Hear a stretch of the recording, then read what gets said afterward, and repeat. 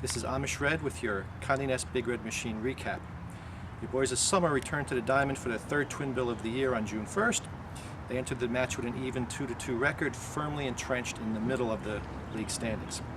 The scheduled opponent was Chico's Bail Bonds.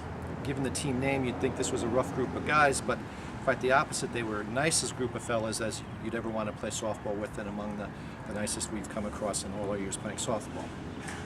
Chico's was leading the league in runs scored at well over 100. They had one game where they came from behind to win with 37-25 or 26, if you can imagine that number of runs.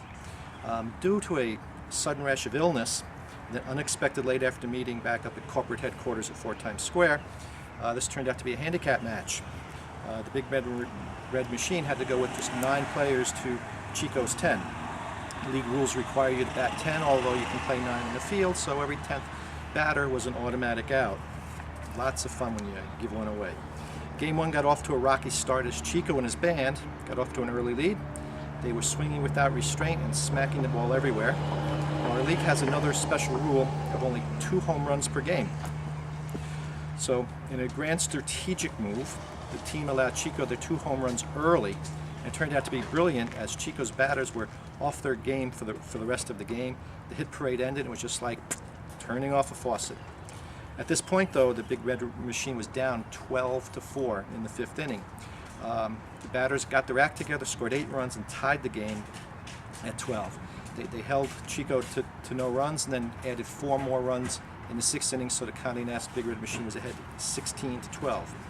In the final at-bat, Chico's got their first batter on, and then Brian Phipps, our pitcher, issued a walk to their second batter, and you would just think the floodgates are going to open, but instead a hard bouncer back to Brian Phipps. He turned, flipped to Anthony Contessa at second, over to first, a 1-6-3 double play, and the final batter just flied a lazy fly ball to left field, and Game 1 was in the history books.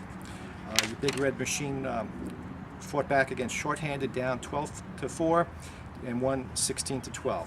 Aside from the key 1-6-3 double play in the 7th, the other stars of the game were basically our 3 outfielders. Ricky, John Finelli, and Dan Nixon had to cover the area that 4 guys would normally cover. They did a heck of a lot of running, and they did an absolute great job. Game 2 was a bit different, though your Big Red Machine was still playing shorthanded. Both teams appeared to be drained from the battles of the first game, the big lead for Chico's and the big come-from-behind win from Conde Nast, and both seemed to be off their game, and then the final score there ended up 5-2 Chico's in a very defensive, well-pitched game on both sides.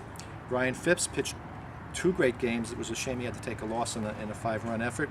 Nice to see Big B back on the mound having such success. That leaves the Big Red Machine at 3-3 on the season. When our Wounded Warriors all return to action, we should see some great ball being played later in the season. The next game is scheduled for June 10th at Banning Park, field number 3 at 8:15. We will be playing Comcast. We hope to see you there.